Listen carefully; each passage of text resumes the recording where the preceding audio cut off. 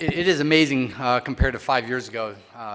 We won't even mention 10 or 20 or 30 years ago, the degree of involvement. So this is really particularly rewarding to see this many people and this many companies involved in the rare disease and orphan product development area, because it is so badly needed. So we're going to move forward here quickly.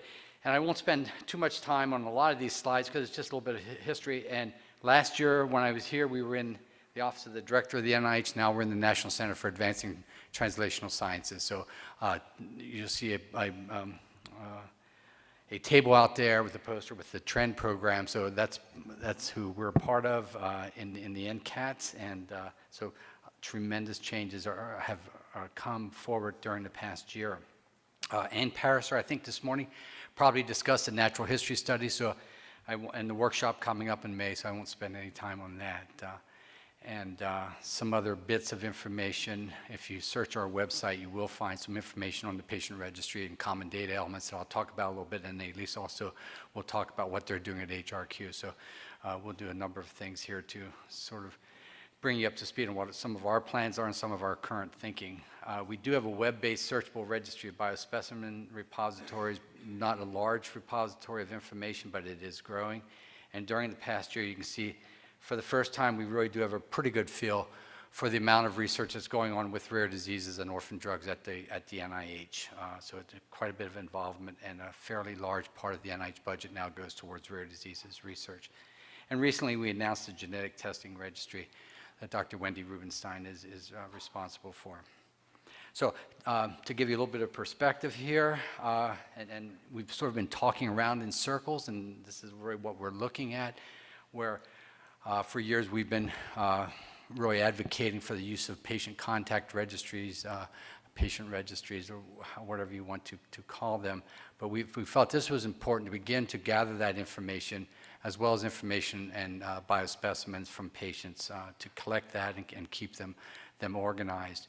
We feel these are natural lead-ins to natural history studies that will help improve the information. And so we've been talking about that. I won't spend much time, but you can see that the circle that we're going in, hopefully, and we really have been seeing this even within our research network, where we've had longitudinal natural history studies since 2003. And what we do see is after a period of time of gathering data, we start to identify other research hypotheses as we find new information. So that does move back into the basic research as far, and also to move forward into clinical research studies. We feel that the patient registries will continue to improve your opportunities to expand the recruitment and speed up the recruitment of patients for your studies, a faster evaluation. You've heard a lot of what's going on at the FDA as far as the approach to review and hopefully approval, and the increase in the number of phase 4 post-approval studies continues to occur. And in essence, you come back then to your patient registry. So it really is a large circle that feeds into each other as we go along. Yeah, this is definitely an old set of slides, so my apologies. So here we are, where we are today. We have been working for the past 2 years, coming up with ideas and plans for developing what we call the Global Rare Disease Patient Registry and Data Repository. And some of the issues that we've talked about are informed consent issues. We do realize that, and we feel that global registries are possible. We've seen this within a number of organizations, and we know language can be a problem. But again, as was mentioned earlier, you don't underestimate what the patients and the families are willing to do, and what they will generate as far as information for patient registry and for information. So our project that we have is led by Kyle Brown from Patient Crossroads or Inalist. Chris Forrest from Children's Hospital of Philadelphia is helping. WebMD with Dr. Carl Kraus is working with us. And so we do have a process in place. We just published a request for information that we invited patient advocacy groups or researchers to submit a request for participating in the patient registry. And we were looking for 12 existing registries to see if we could actually import data from multiple registries into one. But as was mentioned, it's not just one registry. There are going to be pockets for a number of different diseases. And again, we do want to try to consolidate those 20 or 30 different registries for individual diseases into one conglomerate of disease-specific registry. We also will be looking at to establish 12 new ones. And Roy, this is a pilot project to see if we can actually do this, if we can move information around, if the researchers can then gain access to that information and massage it, and if we're able to do so, then we look to have it expanded, utilizing public-private partnerships. We hope to develop a repository of disease-specific questions and common data elements also. We realize that there are going to be thousands and thousands of questions for the various rare diseases. I mean, some patient registries that we've heard about, they said they've had 450 to 560 questions that they ask the patients and the families to respond to. That's a lot of questions, but again, it's a dedication of individuals to respond to those questionnaires that really, they do generate the information that's necessary. If you will look at the National Institute of Neurological Disorders and Stroke, they do have a number of common data elements. They're not easy things to prepare. They have them for both common diseases and rare disorders. And so it is really a significant accomplishment. They've got, I think, 6 or 7 diseases ranging from Parkinson's disease down to Friedreich ataxia and a number of other disorders that they do include. So I already mentioned the request for information. It's available, and I think the slides will all be available here afterwards that you can have access to. So, but really, we're dealing with a number of issues, trying to define the role of the government and service providers, the patient advocacy groups, the role of the curators and gatekeepers to this information, and then who's going to be storing this information and who's going to let all this information flow back out. We know there's continued increasing commercial interest, but we want to provide that ownership and access to the data to the curators and hopefully the patient advocacy group. We do have several different levels that we talked about.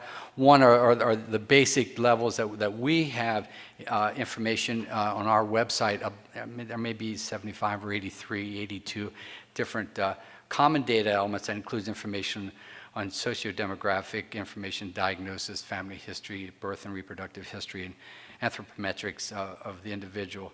And then we're going to move into the disease-specific questions and data elements that we're working with a number of sources, including the other institutes and patient advocacy groups, to develop the very, very specific phase 2, level 2 type information on the specific diseases which we will be needing as we move forward. So I think I should probably end it with that. You know, some of the challenges that we're looking at, it is truly a global approach. We need patients from as many countries as possible to increase the number and really to provide the information that is so desperately needed by the researchers and the families that are really trying to look at the results as they come out too. So I went without any word on a short string here, and I'll be around the rest of the afternoon, then again on Friday to answer other questions. I'm going to turn it over to Elise to give her an opportunity to talk about what they're doing. Okay, thank you.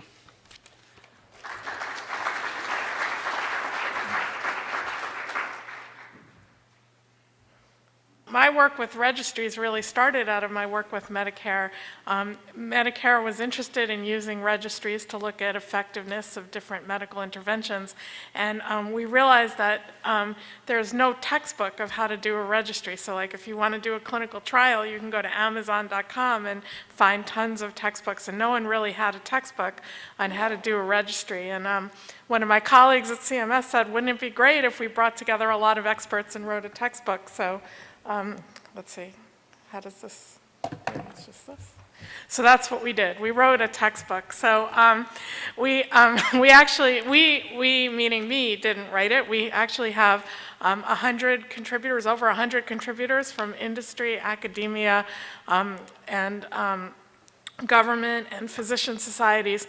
And so we're very, very proud of this book. You can download it online at effectivehealthcare.arc.gov, and you can send an email to arcpubs@arc.hhs.gov and request this publication to get a copy of the printed book, and it's really big. So this is the table of contents for the second edition, and the things in orange are the new chapters. So when we started with the first edition, we really started with the basics, and now as this project has evolved, we've gotten more and more into more complex and controversial topics. So one of the things we did in the second edition is interfacing registries with electronic health records. So, patients are going to their doctor, they're being seen, the doctor is collecting information already, and, it's not efficient to collect the information a second time in a registry. So how can we really interface all that through technology to make registries most efficient? We're also we're looking at linking registry data, so both the technical considerations and the legal and ethical considerations, because a lot of times data is available de-identified, but when you start linking it, you might identify patients, which would be a violation of patient privacy. So we've had an opportunity to go into these more controversial topics and very interesting topics. These are the new chapters that we're working on right now for the third edition, and you can see number 8 is of interest to all of you, rare disease registries, and Yafa Rubinstein, who works with Steve, is one of our co-authors for that chapter. And right now, we actually have a call for case studies. So if any of you would like to participate, I'd really invite you to participate. And if you go onto our website, effectivehealthcare.arc.gov, or send me an email, I can connect you with the editor. And we would love to hear if you'd like to participate and provide a case study and be part of the third edition. The other really big thing I've been working on related to registries is the registry of patient registries. So everything that you already heard about why people might want to have their own registries, but why it's also good to collaborate. So that's what we're trying to do with the registry of patient registries. It's like, how would you know whether someone else is doing a registry?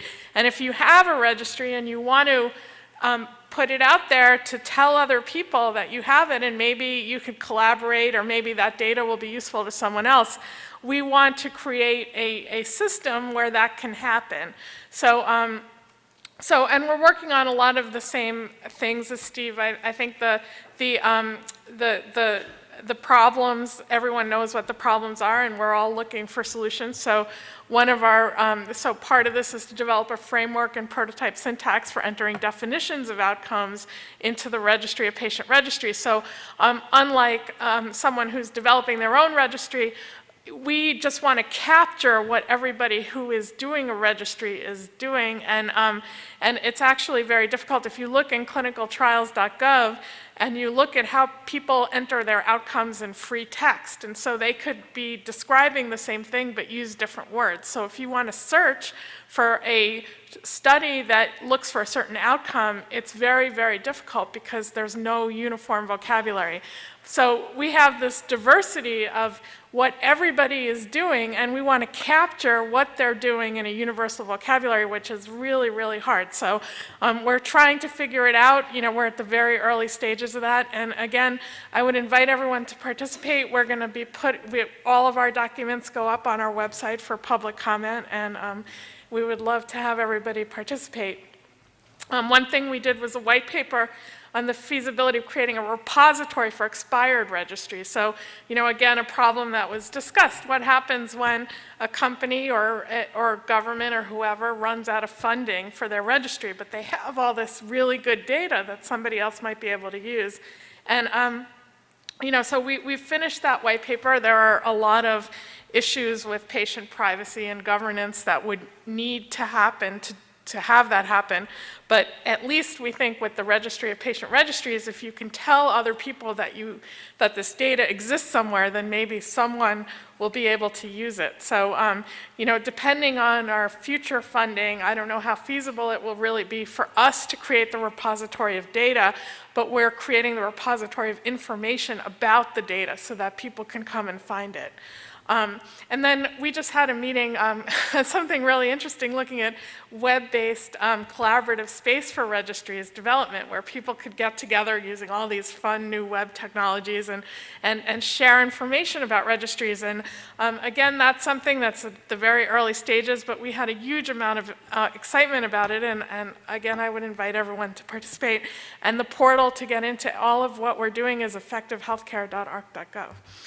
So we had a lot of stakeholder input. I know I'm running out of time, but we had a lot of meetings with different stakeholders about how we would design the registry of patient registries, and we looked at all these different parameters, and we got feedback from potential users.